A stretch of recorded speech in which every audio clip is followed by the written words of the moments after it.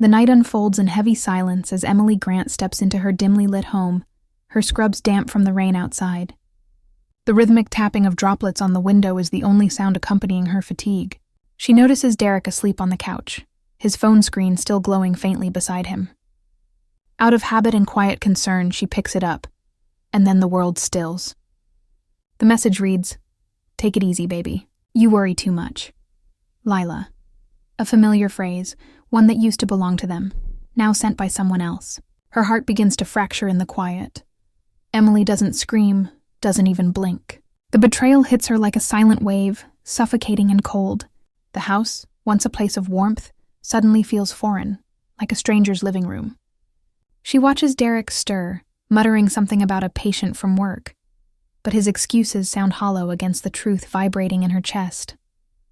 The way he avoids her eyes, the unease in his tone, it all confirms what the message already told her. In that single shattering moment, the love that built their marriage begins to crumble. Later, standing under the steaming shower, Emily lets the water disguise her tears. The sound of rushing water merges with the echoes of memory, Derek's laughter, his whispered, "Take it easy, baby," during sleepless nights and tender mornings. The same words now haunt her, redefined by deception. Every drop of water feels like a confession she can't voice, every breath a struggle between heartbreak and denial. The once comforting phrase, now poisoned, becomes a symbol of everything she's lost: trust, intimacy, and the quiet certainty of being loved. Emily Grant's life had always revolved around holding things together. Losing her mother at 12 and watching her father walk away soon after taught her that love often meant endurance. She grew up nurturing others, becoming a nurse not just by profession but by instinct, always patching, healing, fixing. When she met Derek in nursing school, he was everything she craved: steady, charming, the kind of man who made her feel safe. Their love bloomed in long study nights and shared coffee cups, a partnership built on compassion and shared dreams. But with time, that sense of safety became routine, and routine became distance. 5 years into marriage, Emily began to feel the chill of absence even when Derek was in the same room. He worked endlessly on his tech startup, consumed by late-night calls and vague deadlines. Their conversations shrank from laughter-filled exchanges to one-word replies. Emily tried to understand, telling herself it was just stress, a passing storm. Her best friend Hannah, sharp-eyed and loyal, saw the cracks Emily refused to face. "You're disappearing," she warned. But Emily only smiled faintly, whispering, "He just needs time." Her hope was her prison, and denial her comfort. Then came Lila Porter, the vibrant, magnetic marketing consultant who seemed to fill every silence Derek left behind. Lila was everything Emily used to be before exhaustion dimmed her light: confident, witty, unafraid of being seen. At meetings and company events, she and Derek shared easy laughter, the kind Emily hadn't heard from him in years. The contrast was brutal. Emily's quiet efforts to rekindle affection with homemade dinners and loving notes went unnoticed, while Lila's effortless charm drew Derek in deeper. Between the three of them hung a fragile tension, one careless word away from collapse. The night of the company launch feels like a chance for renewal. Emily dresses with quiet care, a soft blue dress, minimal makeup, the kind Derek once said made her look like calm water. She hopes the evening will remind him of who they were before life became deadlines and distance. But as she steps into the elegant venue, she realizes she doesn't belong in his world anymore. Amid the laughter and champagne, she spots Derek, not alone, but with Lila. The way they lean into each other, sharing private smiles, makes the air around Emily feel too thin to breathe. Hidden behind a column, Emily hears the words that break her all over again. "Take it easy, baby." The same tone, the same tenderness that used to be hers. The room spins, but she stays silent, watching the intimacy unfold as if witnessing her own erasure. There's no confrontation, no tears, just a hollow calm as she turns and walks out into the night rain. The city lights blur through her tears. At home, when she finally faces Derek, her voice is steady, but her heart trembles. His denial cuts deeper than confession. "You're imagining things. he says, gaslighting her into silence. The next day delivers another blow. Emily, exhausted and distracted, is called into her supervisor's office, suspended over a supposed complaint from a patient's family. Confusion turns into suspicion when Hannah later reveals that Lila's cousin sits on the hospital board. The pieces start to align in a cruel pattern: her marriage, her job, her stability, all unraveling in perfect sync. It's no longer coincidence. It's sabotage. The woman who once mended everyone else now realizes she's being slowly dismantled. For the first time, Emily stops enduring. She starts watching, remembering, and quietly planning. The days following her suspension stretch into a blur of silence and suspicion. Emily moves through her home like a ghost, her every action deliberate, her emotions buried beneath a growing resolve. She begins collecting small, almost invisible pieces of truth: screenshots of texts, timestamps of calls, odd charges to luxury hotels and restaurants she's never been to. Each discovery feels like a stab and a spark at once, pain laced with purpose. Her heartbreak hardens into clarity. She no longer cries in the shower. She observes, records, and remembers. The caregiver in her begins to die, replaced by something colder: the survivor. When she reconnects with Noah, an old friend from nursing school turned lawyer, she finds a quiet ally. Noah's calm presence reminds her of the woman she used to be: capable, intelligent, and deserving of truth. Together, they start tracing Derek's company finances, uncovering transactions funneled under Lila's name. It's more than betrayal now. It's theft cloaked in romance. Derek isn't just unfaithful. He's building a life, a fortune, and a future that erases Emily entirely. Noah's gentle support gives her courage, but the revelations cut deep, leaving her teetering between fury and exhaustion. At home, Derek's mask begins to slip. He accuses Emily of making things awkward, turning his guilt into her burden. Lila's taunting messages: "You should relax more." Derek hates drama.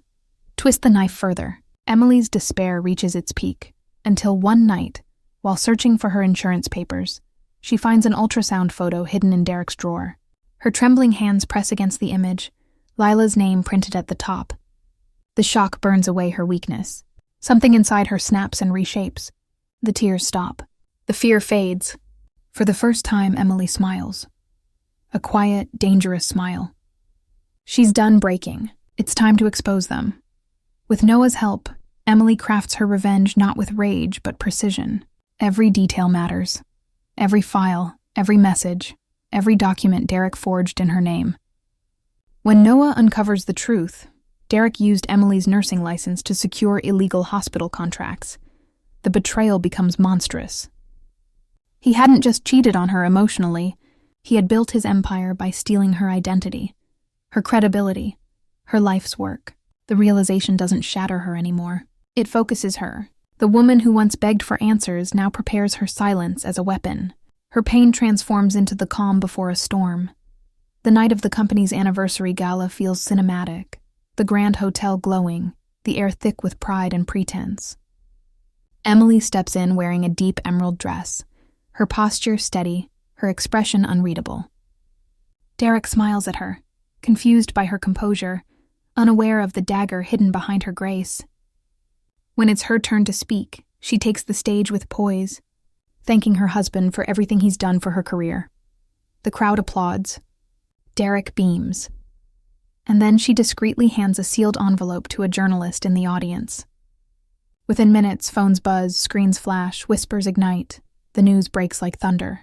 Tech CEO Derek Grant under investigation for fraud and embezzlement. Gasps ripple through the hall. Lila's face drains of color. Derek's smile collapses into panic. Reporters swarm, security moves, and the carefully built illusion of success disintegrates in real time. Emily doesn't stay to watch him fall. She walks past him, her heels echoing against the marble floor, every step a quiet victory. As she passes Derek, pale, trembling, ruined, she leans close and whispers, "Take it easy, baby." The words once used to control her now reclaim her power. It isn't vengeance. It's liberation. Months pass. and the chaos that once defined Emily's life settles into something peaceful. Not empty, but free. The divorce is finalized, her name cleared, and Derek's empire reduced to scandalous headlines and court summons. The woman who once lived in quiet submission now wakes to purpose. With Noah's guidance, she launches a private nursing consultancy, a space where women in healthcare can find safety, mentorship, and strength.